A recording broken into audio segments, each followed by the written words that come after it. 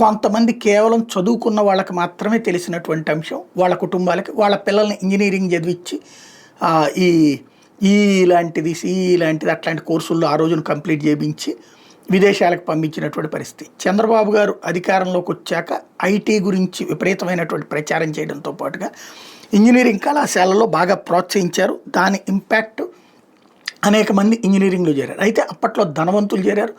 ఆ తర్వాత రాజశేఖర్ గారు వచ్చినప్పుడు పేదవాళ్ళకు కూడా ఫీజు రియంబర్స్మెంట్ వలన ఇంజనీరింగ్ చదవడానికి అవకాశం ఏర్పడి వాళ్ళందరూ కూడా ఆ రంగంలోకి వెళ్ళారు. ఇది ఆనాటి నుంచి నేటి వరకు జరిగినటువంటి ప్రక్రియ. ప్రపంచంలోని అనేక దేశాల్లో ఈ ఇంజనీరింగ్కి సంబంధించి ఏదైతే సాఫ్ట్వేర్ టెక్నాలజీకి సంబంధించినటువంటి వాళ్ళల్లో అత్యధికులు ఉండటానికి కారణమైనటువంటిది ఈ రెండు వ్యవహారాలు కూడా. తర్వాత ఇప్పుడు ఆర్టిఫిషియల్ ఇంటెలిజెన్స్ మీదనే ప్రభుత్వం దృష్టి సారిస్తుంది. రోజు కూడా ఆర్టిఫిషియల్ ఇంటెలిజెన్స్ గురించి ప్రతి మీటింగ్లోనూ చంద్రబాబు ప్రస్తావిస్తూ ఉంటారు. పైగా దాన్ని ప్రోత్సహిస్తూ ఉంటారు.